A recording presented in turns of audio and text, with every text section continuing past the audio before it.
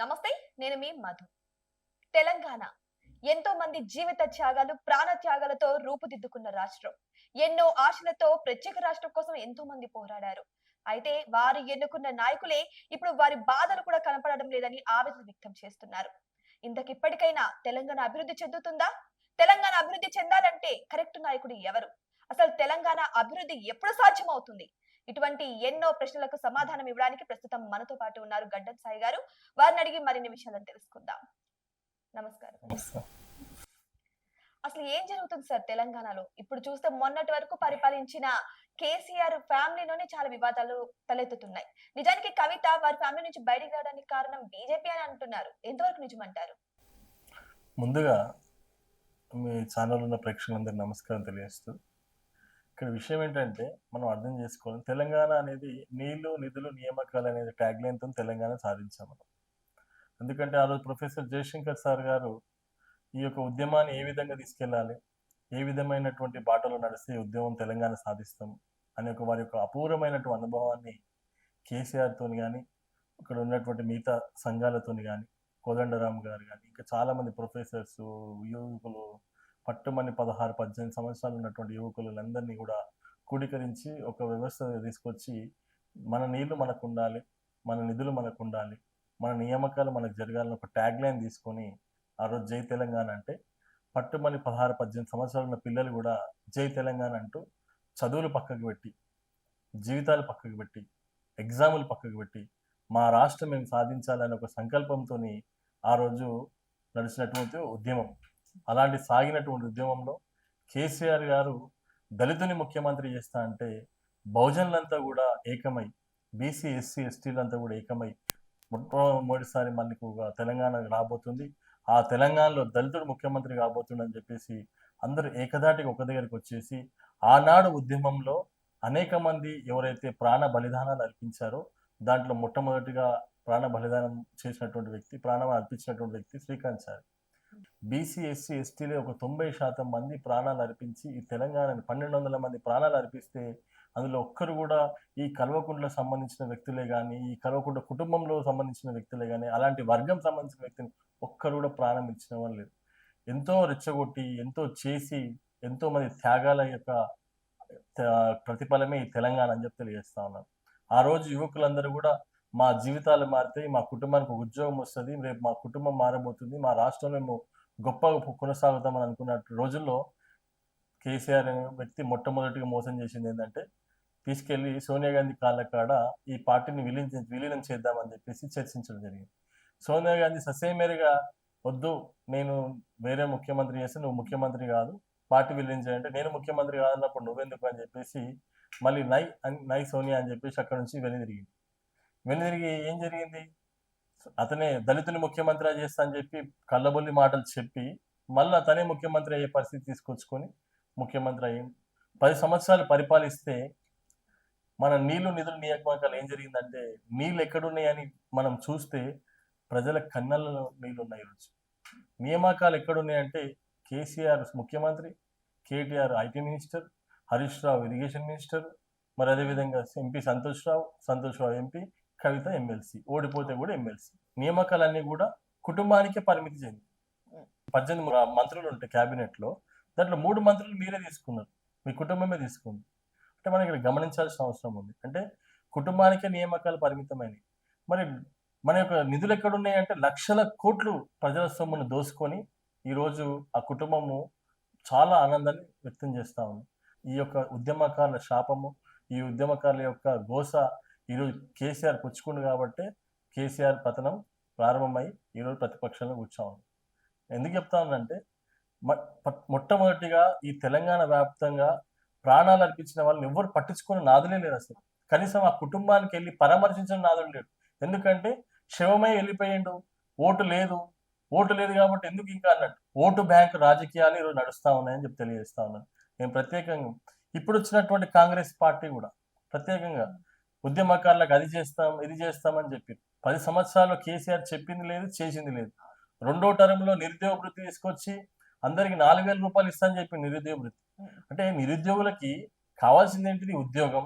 ఇప్పుడు కాంగ్రెస్ కూడా బీసీని ముఖ్యమంత్రిని చేస్తానని చెప్పేసి వచ్చారు అంతే కదా అధికారంలోకి. ఒక చిన్న మాట అండి, నిరుద్యోగం ప్రతి ఒక్కరికి నిరుద్యోగ వృత్తి అంటున్నారు.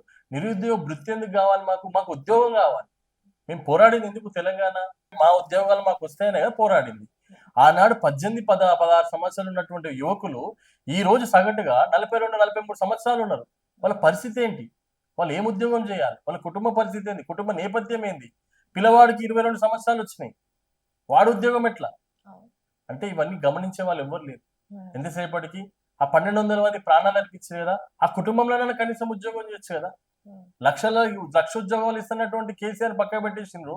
కనీసం ఈ రేవంత్ రెడ్డి అని ఆ 1200 మంది కుటుంబాలకు కనీసం ఉద్యోగం ఇచ్చి 50 లక్షలు ఇస్తా, ₹1,00,00,000 ఇస్తానమంటే మరి వాళ్ళందరికీ ఇవ్వాల్సిన అవసరం ఉంది కదా.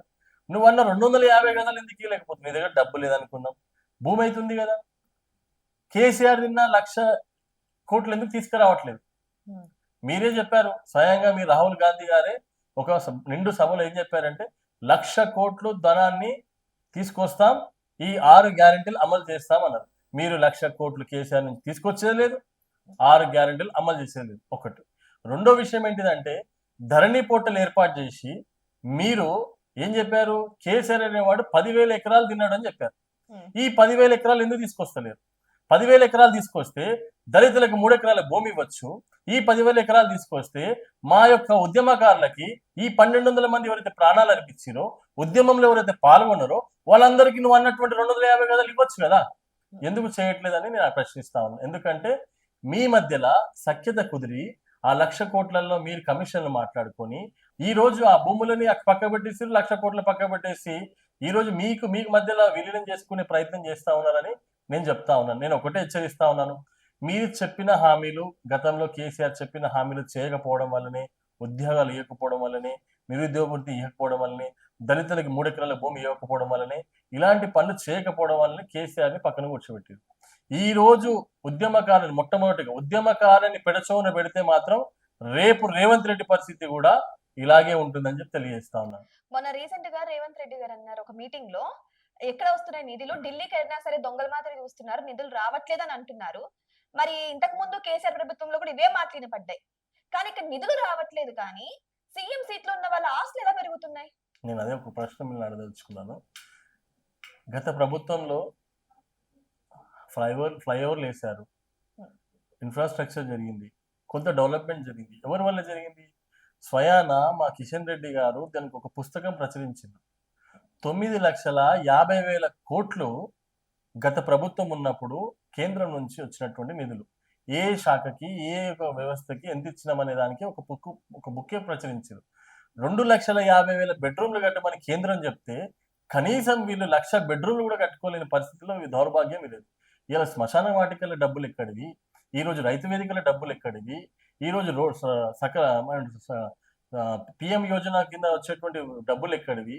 ఇవన్నీ. ఇంకోటి ఏంటంటే ఆ ప్రభుత్వంలో కూడా ఆయుష్మాన్ భారత్ అనే ఒక పథకాన్ని ప్రవేశపెట్టలేదు ఇక్కడ. ఎందుకంటే ఎక్కడ మోడీ గారికి పేరు వస్తుందని చెప్పేసి.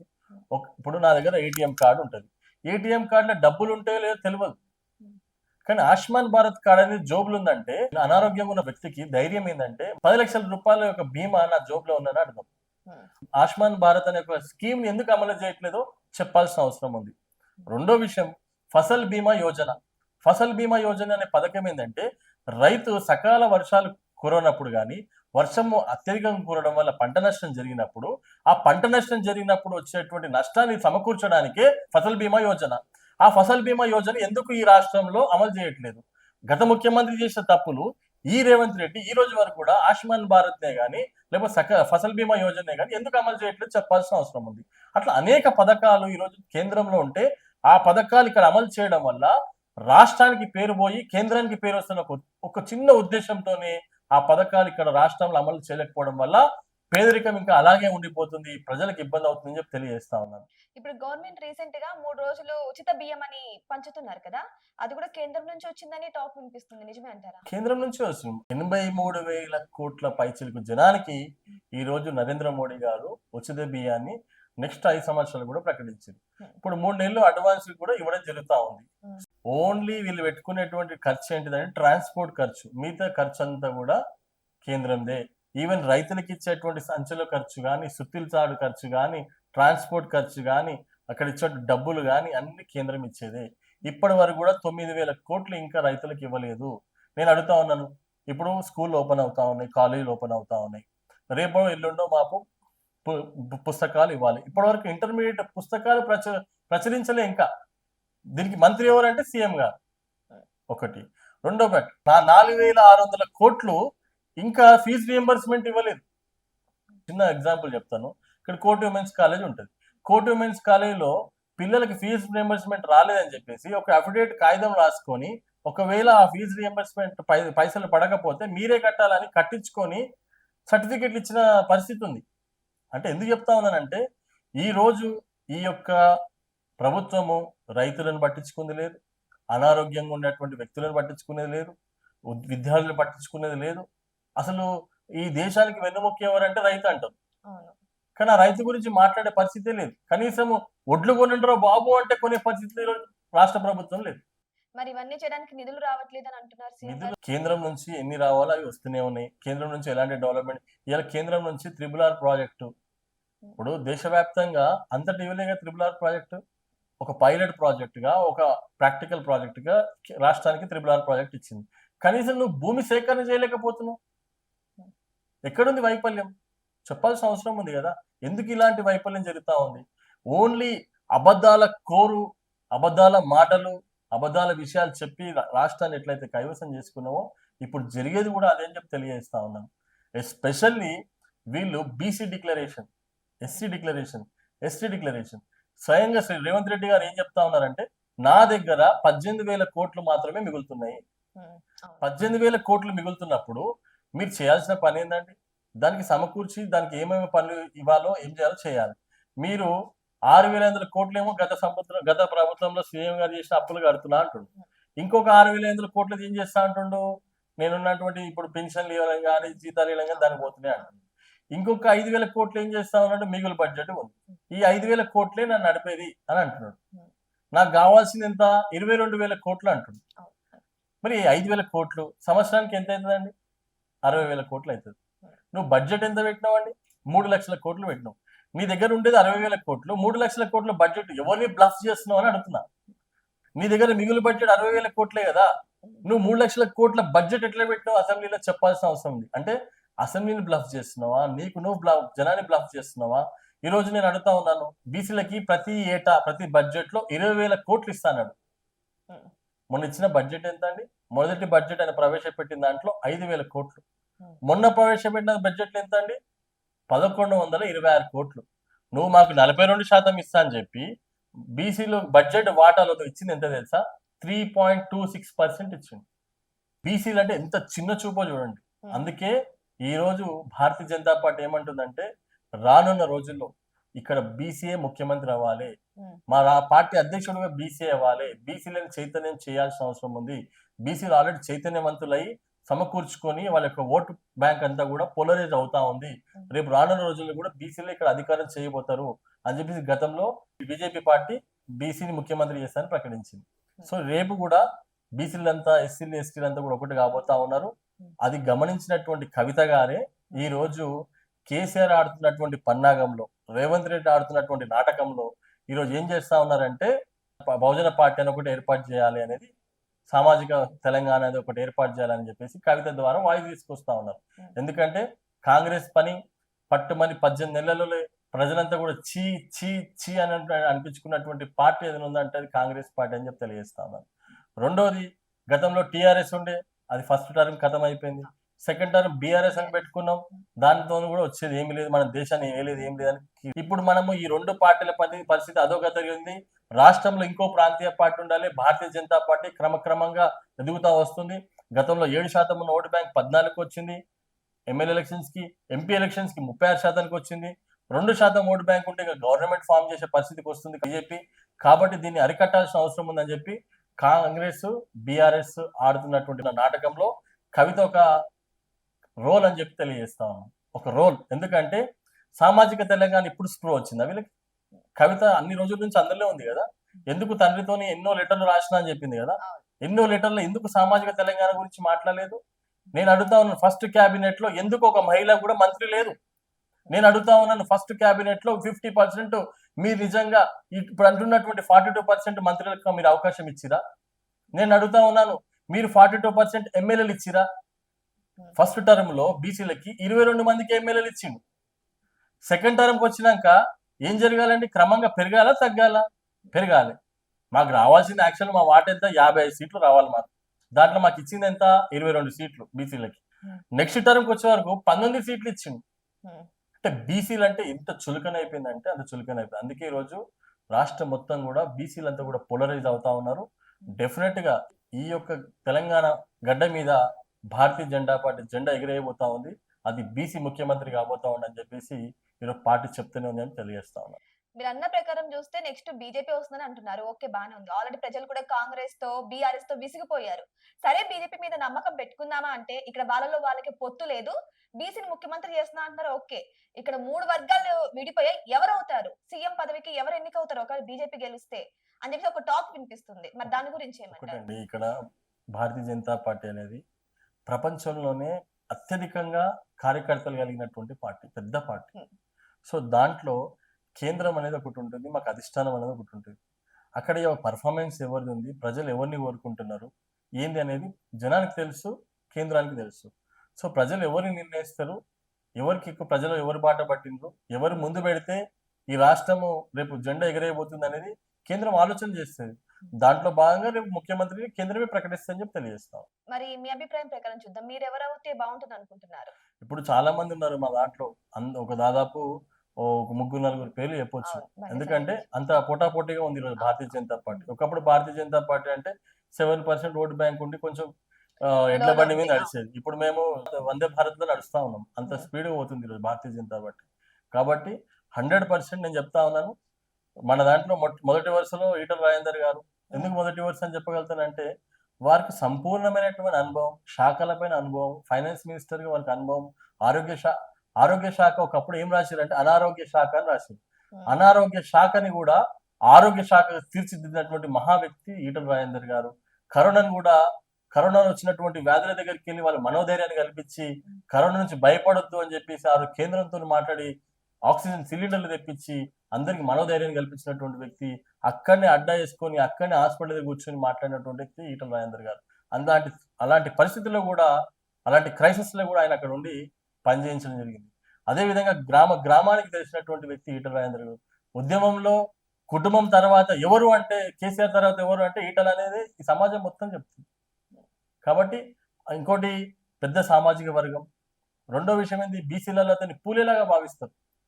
మేము పూలేని చూడలేదు, కానీ బీసీలలో కూడా ఈటల రాజేందర్ అంటే ఒక పూలే అని చెప్పి సంబోధిస్తూ ఉంటాడు బీసీ కులాలన్నీ కూడా. సో ఇలా అన్ని కలిసి వస్తున్నటువంటి సందర్భం.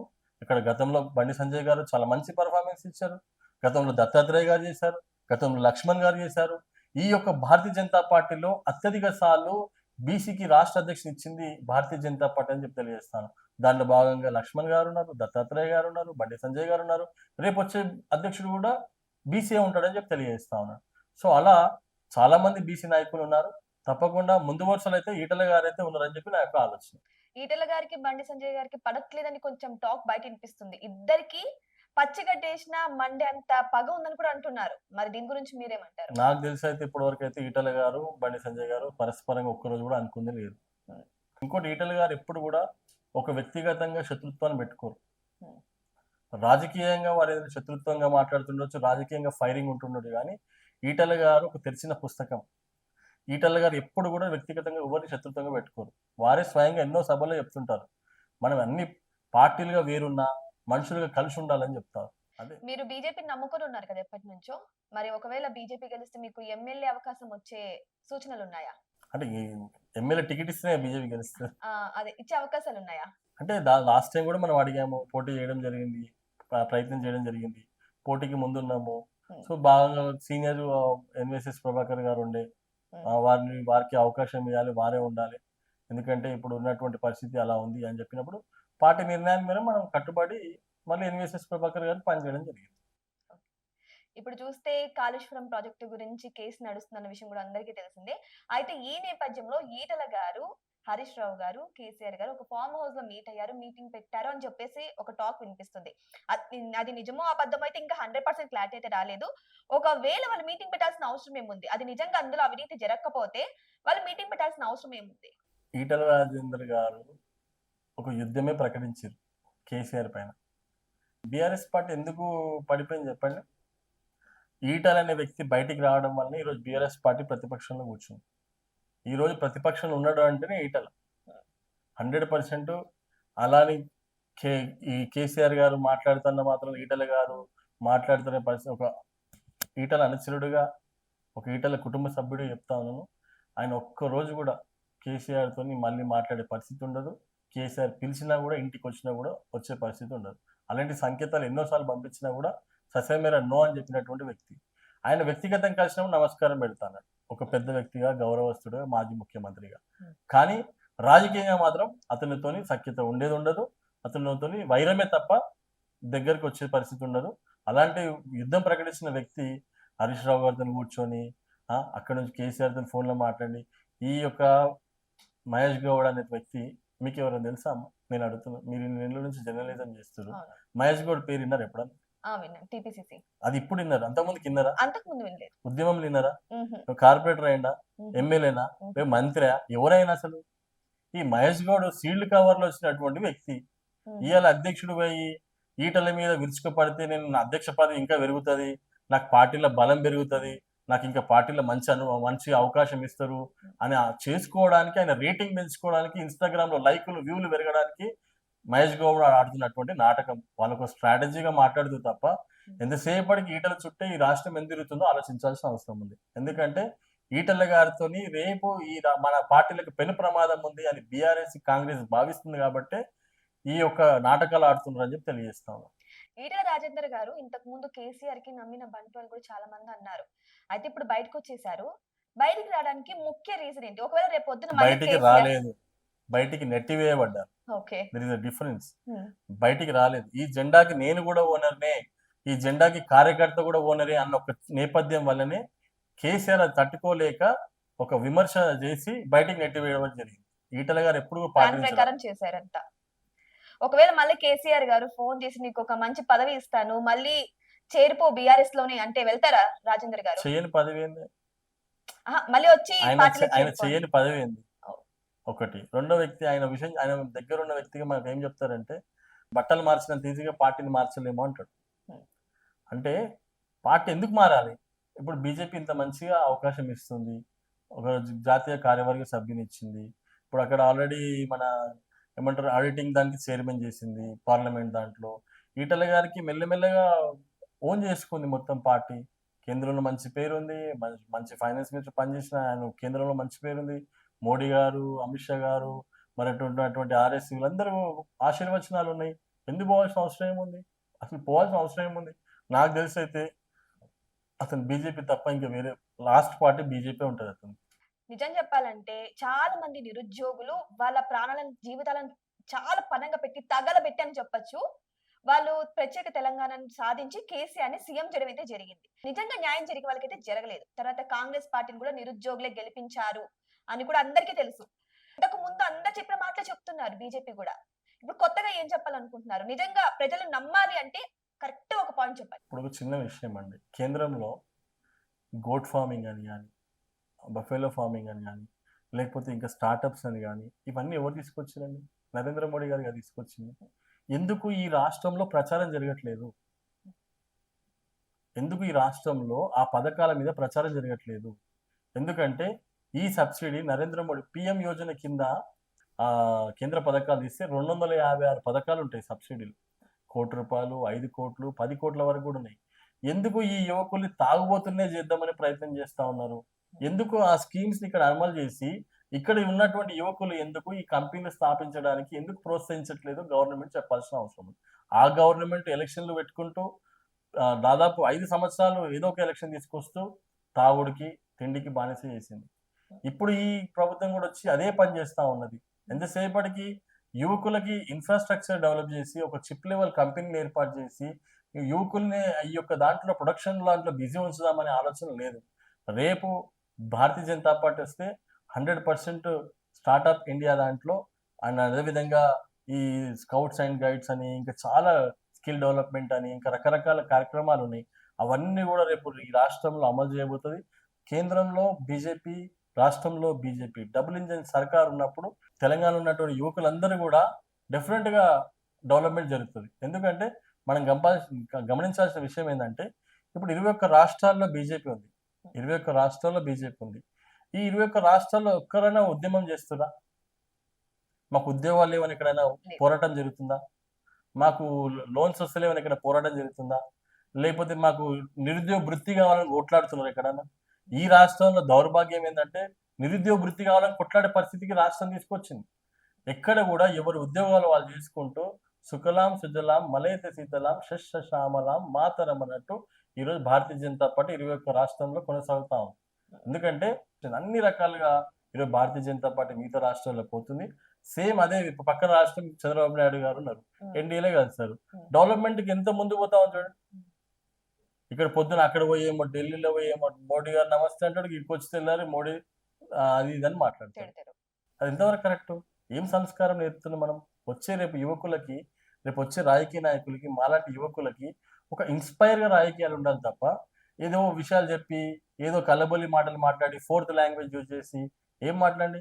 ఒక సీఎం రేవంత్ రెడ్డి గారు నేను వస్తే చెప్పులు ఎత్తుకోనికి వస్తుండు అని అంటే ఎంత నీకు అది మంచిగా ఉందేమో కానీ రాష్ట్రం ప్రజలందరినీ కూడా చెప్పులు ఎత్తుకోవేటోళ్ళ కిందకి తీసుకొచ్చినట్టు అది గమనించాల్సిన అవసరం ఉంది. ఎందుకంటే నీకు ఎక్స్పీరియన్స్ లేకపోతే, అడ్మినిస్ట్రేషన్ నడపడం లేకపోతే దిగిపో. క్యాబినెట్ విస్తరణ కూడా చేయలేదు చెప్తున్నాను కదా, అదే చెప్తున్నా. అడ్మినిస్ట్రేషన్ అంటే అదే భాగం. అడ్మినిస్ట్రేషన్ లో నీకు ఉండాల్సినటువంటి 18 మంది, నీతో కలుపుకుంటే 18 మంది ఉండాలి. ఇప్పటివరకు ఇంకా 6 మంది నువ్వు ఇయ్యనే లేదు. ఇంతకు వేస్తారంటారా? ఇంకా అది ఆ శాఖల మీద అవగాహన లేదు, శాఖల మీద పట్టు లేదు. ఎలాంటి పరిస్థితి చెప్పండి. అందుకే నేను చెప్తున్నాను, చాలా తక్కువ టైంలో కాంగ్రెస్ పార్టీ ఫెయిల్ అయిపోయింది. చాలా విషయాలలో రైతులను ఇబ్బంది పెడుతున్నది. ఎక్కడైనా మీరు చూసారా?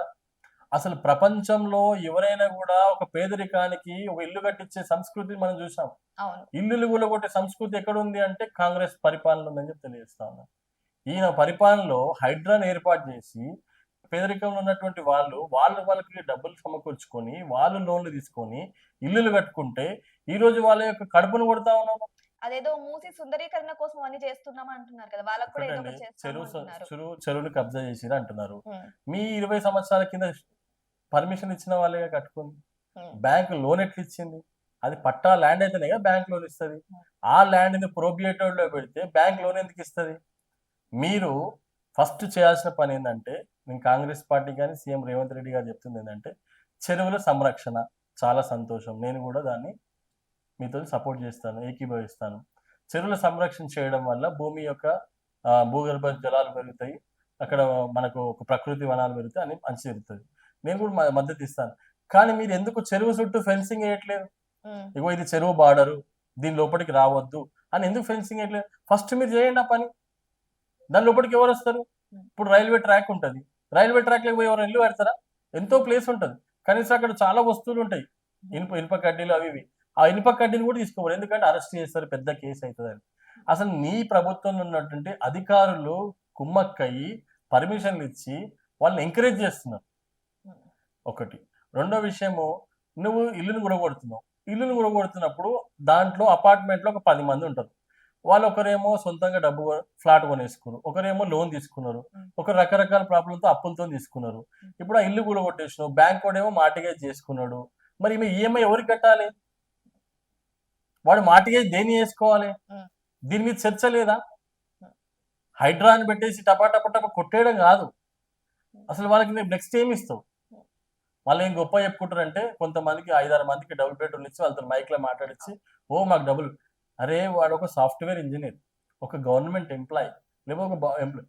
డబుల్ బెడ్రూమ్లు ఎవరికి ఇస్తారండి? కటిక పేదరికం అనుభవిస్తున్న వాళ్ళకి, వాళ్ళు బతకలేని పరిస్థితున్న వాళ్ళకి, గుడి చేసుకున్న వాళ్ళకి డబుల్ బెడ్రూమ్, ఇల్లు లేని వాళ్ళకి డబుల్ బెడ్రూమ్ ఇస్తారు.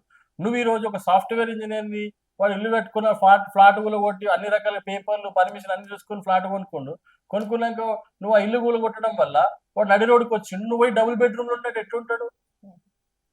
అంటే ఎంత ఎంత ప్రణాళిక లేకుండా, ఒక ఆలోచన లేకుండా అఖిలపక్ష మీటింగ్ ఏర్పాటు చేసి అసలు హైడ్రా మీద ఏం చేయాలి అనే ఆలోచన చేయాల్సిన అవసరం ఉంది. ఇదంతా దీనికోసం కాదు. పెద్ద పెద్ద మైహోమ్స్, రామేశ్వరరావు, రాజపుష్ప వీళ్ళందరూ కూడా రేవంత్ రెడ్డి దగ్గరికి రావాలి. ఆయనకు సమర్పించాలని చేసే ప్లాన్‌లో భాగంగా పేదరికం దెబ్బతింటా ఉంది. ఈరోజు నేను అడుగుతా ఉన్నాను, మూసీ గురించి ఇంత మాట్లాడుతుర్రు కదా! హ్మ్. మాకు మా ఉప్పల్ గాని, మా అంబర్‌పేట గాని, మా బోడుప్పల్ గాని అంతా కూడా మూసి ఉంటది. మా గోషామైల్ ఇదంతా కూడా. హైదరాబాద్‌లో మూసీలో పేరుకుపోయినటువంటి అమోనియా, లెడ్ ఫార్మ్ అయిపోయి కూరగాయలు దాని చుట్టూ పండిస్తా ఉంటారు. ఇక్కడ ఏది ఫిర్యాదుగూడ, హ్మ్. ఈ హ్మ్. ఆదిలాబాద్ ఇదంతా కూడా కూరగాయలు పండిస్తారు. ఆ కూరగాయలంతా కూడా సిటీకొస్తాయి. హ్మ్. ఎక్కడ పండిస్తారు ఈ కూరగాయలంటే కాలువ చుట్టే పండిస్తారు. ఈ మురికి నీళ్ళతోని పండించినటువంటి కూరగాయలు మనం తిని రోగాలు తెచ్చుకుంటా ఉన్నాం. హ్మ్. అస్వస్థతకు గురవుతా ఉన్నాం. అసలు మూసి అనేది ఎందుకు ప్యూరిఫై అయితలేదు? హ్మ్. అక్కడ వికారాబాద్‌లో ప్రారంభమైనటువంటి మూసి హైదరాబాద్‌కొచ్చే వరకు ఎందుకు డ్రైనేజ్‌గా మారుతుంది? ఎందుకు మురికి మూసిగా మారిపోతుంది? మంచినీళ్ళతోని ప్రారంభమైనటువంటి మూసి హైదరాబాద్‌కొచ్చే వరకు ఎందుకు ఈ చెడుని వ్యర్థాలతోని ప్రారంభమైతుందంటే దానికంటే ఒక ప్యారలల్ లైన్ ఉంది. హ్మ్. ఒక ఎస్టీపీ ఏర్పాటు చేసి, ఆ ఎస్టీపీలో ట్రీట్మెంట్ జరిగిన వాటర్‌ని మూసలోకి ఇడవాలి. హ్మ్. కానీ వీళ్ళేం చేస్తున్నారు? అదంతా చేయకుండా డైరెక్ట్ లైన్స్ తీసుకొచ్చి మూసలో కలిపేస్తున్నారు. Drainage lines. సో, దానివల్ల ఎంత పెద్ద ప్రాబ్లమ్స్ వస్తున్నాయో తెలుసా అండి? అశ్వత్థ ప్రాబ్లమ్ వస్తుంది. నెక్స్ట్ చర్మ వ్యాధులొస్తున్నాయి. గుండె జబ్బులొస్తున్నాయి. చిన్న చిన్న పిల్లలకి గుండెలో హోల్స్ వస్తున్నాయి. హ్మ్. ఇవన్నీ ప్రాబ్లమ్స్ ఉన్నాయి దానివల్ల. చాలా ప్రాబ్లమ్స్ ఉన్నాయి. అలాంటివి పట్టించుకోకుండా ఏం లేకుండా 1,50,000,00,00,000 బడ్జెట్ అయితుంది. మూసీ ట్రీట్మెంట్ కోసమని దాన్ని డీపీఆర్ లేకుండా, ఏం లేకుండా ప్రచురించడం. నేను రేపు మంచి చేయబోతున్నా, స్మార్ట్ సిటీ ఇవన్నీ కాదు గదా! హ్మ్. ఫస్ట్ నువ్వు చేయాల్సినయి ఏంటిది? శానిటరీ కరెక్ట్‌గా ఉండాలి. కావాల్సినటువంటి ఉద్యోగాలు ఇవ్వాలి. పిల్లలకి ఫీజు కట్టుకోవడానికి గవర్నమెంట్ కాలేజ్‌కి వెళ్ళినప్పుడు వాళ్ళకి ఫీజు రియంబర్స్‌మెంట్ ఇవ్వాలి. వాళ్ళకి సకాలమైనటువంటి తిండి పెట్టాలి. ఈరోజు వేములవాడలో 24 కోడెలు చనిపోయినాయి ఇప్పటికి. నిన్న 6 చనిపోయినాయి. అంటే 600 ఆవులు కట్టాల్సిన ప్లేస్‌లో, కోడెలు కట్టాల్సిన ప్లేస్‌లో 1,300 కోడెలు కట్టిర్రు. ఈ రోజు వచ్చిన ఒక న్యూస్ కూడా చూసాను నేను. వేములవాడలో లడ్డు కలుషితం అయిందంట. హా! ఇక్కడ 6 ఆవులు లాస్ట్ హ్మ్. వారం నుంచి ఇప్పటి వరకు 24 కోడెలు చనిపోయినాయి. అవును. అంటే నీ అడ్మినిస్ట్రేషన్ ఎట్లుంది చూడు. ఇప్పుడు మీరు చెప్తున్నారు లడ్డు ప్రసాదం కలుషితం. కూడా ఆ! కలుషితం అయిపోయింది. అంటే ఏంది చెప్పండి? ఏం హ్మ్. జరుగుతుంది? అంటే వ్యవస్థలో అడ్మినిస్ట్రేషన్ ప్రాపర్ లేకపోవడం వల్ల, కరెక్ట్ ప్రణాళిక లేకపోవడం వల్ల, మీకు సఖ్యత లేకపోవడం వల్ల, హ్మ్. ఆయన ముఖ్యమంత్రా, ఈయన ముఖ్యమంత్రా అని ఇదే ఆలోచించుకోవడం పరిస్థితి. నా కుర్చీ ఉంటదా? పోతదా? అని ఆలోచించడమే ఉంది కాబట్టి, ఇవన్నీ సరిచేసుకోవాల్సిన అవసరం ఉంది. హ్మ్. లేకపోతే 100% ఇప్పటికే ప్రజలు నిర్ణయించుకోరు. రేపొచ్చే స్థానిక సంస్థ ఎన్నికల్లో కే రేవంత్ రెడ్డికి తప్పకుండా ప్రజలు బుద్ధి చెప్తారని చెప్పి తెలియజేస్తాను. ఆల్రెడీ ఆంధ్రప్రదేశ్‌లో కూటమిగా ఆల్రెడీ బీజేపీ ఉంది. ఇప్పుడు తెలంగాణలో భవిష్యత్ ఏంటి బీజేపీకి? మళ్ళీ కూటమిగానే వెళ్తారా? లేకపోతే ప్రజలు మాట్లాడుకుంటున్నట్లు బీఆర్ఎస్‌తో ఏమైనా సంబంధం ఉందా? అందరూ ప్రచారం ఏం చేస్తున్నారంటే, బీజేపీ గ్రాఫ్‌లేస్తుందని బీఆర్ఎస్ తీసుకొచ్చి మా మీద రుద్దుతుర్రు. హ్మ్. బీఆర్ఎస్ మాకేం సంబంధం అండి? బీఆర్ఎస్‌కి, కాంగ్రెస్‌కి సంబంధాలుంటాయి. హ్మ్. ఎందుకంటే మనం గమనించాలి. కాంగ్రెసు తెలంగాణ రాంగానే కాంగ్రెస్ కాళ్ళకాడ పెట్టడానికి పోయిందెవరు? కేసీఆర్. రాజశేఖర్ రెడ్డి ఉన్నప్పుడు బెదిరియంగానే పోయి బొకే ఇచ్చి నీ పార్టీలో జాయిన్ అయితా అని మాట్లాడుకుందెవరు? హరీష్ రావు. మొన్నటికి మొన్న లిక్కర్ స్కామ్‌లో ఇరుకుతుంది అన్న దానికి ముందు ఖర్గేతోని మాట్లాడి కాంగ్రెస్‌లో జాయిన్ అయితా అని మాట్లాడిందెవరు? కవిత. ఇవన్నీ జరుగుతున్నాయి దాంట్లో ఎవరు చేయబోయిర్రు ఇవన్నీ? ఎంతసేపటికి చర్చలు ఎవరితోని జరిగినాయి? కాంగ్రెస్‌తోని. ఎవరు చేసిండ్రు? బీఆర్ఎస్ చేసింది. గతంలో టీడీపీతోని పొత్తు పెట్టుకుందెవరు? జై తెలంగాణనో, ఆంధ్ర పార్టీ అని చెప్పేసినటువంటి రెచ్చగొట్టిన టీడీపీతోని పొత్తు పెట్టుకున్నావు. ఆ మాట ప్రశ్నిస్తే నేను గొంగళి పువ్వునైనా ముద్దు పెట్టుకుంటా, పురుగునైనా ముద్దు పెట్టుకుంటా అని మాట్లాడినారు. సరే ఓకే. సిపిఐ, సిపిఎంతో పొత్తు పెట్టుకుంది నువ్వు. కాంగ్రెస్‌తోని పొత్తు పెట్టుకొని నడిచింది. బీజేపీ ఎప్పుడైనా పొత్తు పెట్టుకుందా కాంగ్రెస్‌తోని? అసలు బీఆర్ఎస్‌తోని పొత్తు పెట్టుకుందా? అసలు మాకేం సంబంధం బీఆర్ఎస్ ఇళ్ళ విలీనం అవసరం. ఏమైనా జరిగితే చర్చలు కాంగ్రెస్‌లో వెళ్ళడానికి ప్రయత్నం జరుగుతా ఉంది. హ్మ్. దాంట్లో భాగంగానే రేవంత్ రెడ్డి, కేసీఆర్, కవిత ఆడుతున్న నాటకం ఇది. Triangle show. ఇప్పుడు ఇంకొక టాక్ కూడా ఏంటంటే ఆల్రెడీ రేవంత్ రెడ్డి గారు ఢిల్లీకెళ్ళినప్పుడల్లా నరేంద్ర మోడీని కలుస్తున్నారు, వస్తున్నారు. సో, ఒకవేళ కాంగ్రెస్‌కి, బీజేపీకి కూడా మధ్యలో ఏమన్నా కుమ్మక్కయ్యారా అనే ఒక టాక్ కూడా ప్రజల మధ్య వినిపిస్తుంది. మరి దాని గురించేమంటారు? ఇప్పుడు మోడీ గారి దగ్గరికి వాళ్ళు వెళ్తుంది ఏ విషయంలో అండి? అభివృద్ధికి పనుల కోసము, డెవలప్‌మెంట్ కోసం, ఫండ్స్ కోసం వెళ్తారు. ఇప్పటికే వాళ్ళు ఎళ్ళింది 3 సార్లు అనుకుంటా అంతే. హ్మ్. ఎప్పుడు గుర్తుపెట్టుకోండి. కాంగ్రెస్‌తోని మాకు ఎప్పటికీ వైరమే ఉంటది. హ్మ్. వాళ్ళతో మిత్రత్వం ఎప్పుడు ఉండదు. ఏ విషయంలో ఉంటది మిత్రత్వం అంటే డెవలప్‌మెంట్ అడిగినప్పుడు మోడీ గారేందంటే దేశంలో ఉన్నటువంటి అన్ని రాష్ట్రాలని సమతుల్యతను చూస్తారు కాబట్టి, ఆ సమతుల్యతను చూస్తున్న భాగంలో ముఖ్యమంత్రి వచ్చినప్పుడు స్వాగతించి ఆయనకు కావాల్సినటువంటి పనుల గురించి మాట్లాడినప్పుడు చర్చించి దానికి బడ్జెట్ శాంక్షన్ చేసేటువంటి తత్వం మోడీ గారు. హ్మ్. అంతే తప్ప ఆయనతో రాజకీయం చేయాల్సిన అవసరం ఏముంటదండి? అవసరమే ఉండదు. 100% నేను చెప్తా ఉన్నాను గదా! మీరు చూడండి ఒకప్పుడు 7% ఉండే మాకు 14లో. 18లో కూడా 7.1% ఏది ఓట్ బ్యాంక్. హ్మ్. తర్వాత 23లో 14% హ్మ్. వచ్చింది జనరల్ ఎలక్షన్. 24లో ఎంపీ ఎలక్షన్స్‌కి మా ఓట్ పర్సెంటేజ్ 36% ఓట్ బ్యాంక్ మాకు జనాలు మనల్ని ఆశీర్వదిస్తే 8 ఎంపీలు గెలిచి దాదాపు 36% ఓట్ బ్యాంక్‌ని కైవసం చేసుకున్నాం. ఒక రాష్ట్రంలో గవర్నమెంట్ రావాలి అంటే 38%, 40% ఓట్ బ్యాంక్ వచ్చిందంటే గవర్నమెంట్ ఫార్మ్ అయిందంట. హ్మ్. అంటే మేము ఇంకా 2-4% ఓట్ బ్యాంక్ పెంచుకుంటే రేపు గవర్నమెంట్‌కి వస్తాం. ఇప్పటికే గతంలో ఉన్నటువంటి బీఆర్ఎస్ యొక్క లక్షల కోట్ల అప్పు చేయడం వల్ల ఆర్థిక భారం ఎంత పడ్డదో ప్రజల మీద అందరికి అర్థమైంది. ఈయన పట్టుమని 15 నెలలు, 18 నెలలు కాలేదు. అప్పుడే 1,50,000 కోట్లు అప్పు చేసిండు. హ్మ్. అంటే రేపు 5 సంవత్సరాలు ఈ రేవంత్ రెడ్డి కొనసాగితే, ఈ గవర్నమెంట్ కొనసాగితే ఇంకొక 8-9 లక్షల భారం పడబోతా ఉంది. హ్మ్. అంటే 2 కలిపితే 15 లక్షల కోట్లు భారం పడబోతా ఉంది. హ్మ్. ఆ ప్రభుత్వం చేసిన అప్పులని ప్రజలు మీదేసుకుంటారనేది నేను అనుకోవట్లేదు. తప్పకుండా ఇవన్నీ గమనించినటువంటి ప్రజలు రేపు భారతీయ జనతా పార్టీనే మనం ఎన్నుకోవాలనే దానికి నిర్ణయించుకున్నారు. చర్చ కూడా గ్రౌండ్‌లో జరుగుతుందని చెప్పి తెలియజేస్తాను. అయితే నెక్స్ట్ తెలంగాణలో ఎన్‌డీఏ వచ్చే అవకాశం అయితే లేదా? 100% బీజేపీ ఎలాంటి కూటమి లేకుండా ఒంటరి పోరాటమే చేయబోతా ఉంది.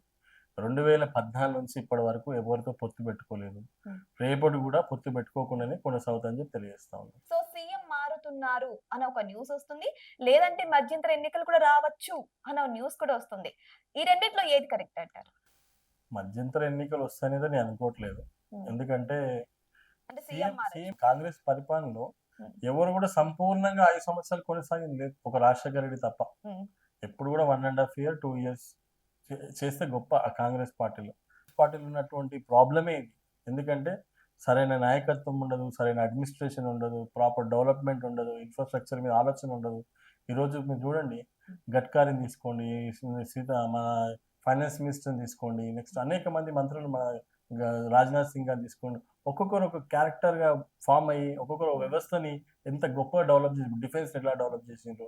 మొన్న జరిగిన పహల్గామ్ యుద్ధంలో ఎట్లా మనం కౌంటర్ ఇచ్చినాం హ్మ్. పాకిస్తాన్‌కి. హ్మ్. మరి గడ్కరీని తీసుకుంటే మొత్తం అటక్ సే కటక్ తక్, కటక్ సే కాశీ తక్, కాశీ సే కన్యాకుమారి తక్ అని హ్మ్. చెప్పేసింది. అటల్ బిహారీ చెప్పినటువంటి నినాదాన్ని ఈరోజు గడ్కరీ గారు ఎలా అమలు చేస్తున్నారు. రోడ్లేసుకుంటూ 6 లైన్, 4 లైన్, 12 హ్మ్. లైన్, 16 లైన్ మరి టనల్స్, ట్రైన్స్ అసలు ఎన్ని డెవలప్‌మెంట్స్ చూడండి. అన్నీ ఇప్పుడు పుణ్యక్షేత్రాలన్నీ డెవలప్‌మెంట్ చేయడము, గంగా రివర్‌ని డెవలప్‌మెంట్ చేయడం ఇట్లా ఎన్నో విషయాలు చెప్పుకుంటూ పోతుంటే చాలా డెవలప్‌మెంట్స్ జరిగాయి నరేంద్ర మోడీ గారి నాయకత్వంలో. ఈరోజు ప్రపంచ దేశాలే భయపడే పరిస్థితికి ఒక యుద్ధం చిన్న శాంపులే ఎంత ఈరోజు చైనా భయపడతా ఉంది. ఈరోజు అమెరికా భయపడతా ఉంది. దేశం గర్వపడే పరిస్థితికొచ్చింది. ఈరోజు ఆర్థిక వ్యవస్థ 5వ స్థానం నుంచి 4వ స్థానానికి ఎగబాపి జపాన్‌ని మనం కిందకి నూకేసాము. అతి త్వరలో జర్మనీని కూడా కిందకి పంపించేసి మనం 3వ స్థానానికి రాబోతా ఉన్నామని చెప్పి తెలియజేస్తా ఉన్నాను. ఇదే కదా మనం కోరుకుంది. ఈ నరేంద్ర మోడీ గారు తీసుకున్నప్పుడు 11 స్థానంలో ఉన్నటువంటి ఆర్థిక వ్యవస్థ ఈరోజు 4వ స్థానానికి ఎగబాకిందంటే ఇదే మనకు నిదర్శనం అని చెప్పి తెలియజేస్తా ఉన్నాను. భారతీయ జనతా పార్టీ 100% ఈ రాష్ట్రానికి రావాలి. దేశం మొత్తం కూడా భారతీయ జనతా పార్టీ జెండా ఎగరాల్సిన అవసరం ఉంది అని ప్రజలు కోరుకుంటా ఉన్నారు. రేపు జరిగేది కూడా అదే అని చెప్పి తెలియజేస్తాను. చూద్దాం. ఆల్రెడీ 2 పార్టీల వల్ల విసిగిపోయిన ప్రజలు మరొక అవకాశం బీజేపీకి ఇస్తారో లేదో, ఒకవేళ బీజేపీ అధికారంలోకి వచ్చాక ఇచ్చిన మాటలు నిలబెట్టుకుంటారో లేదో అందరం వెయిట్ చేసి చూద్దాం. Thank you so much.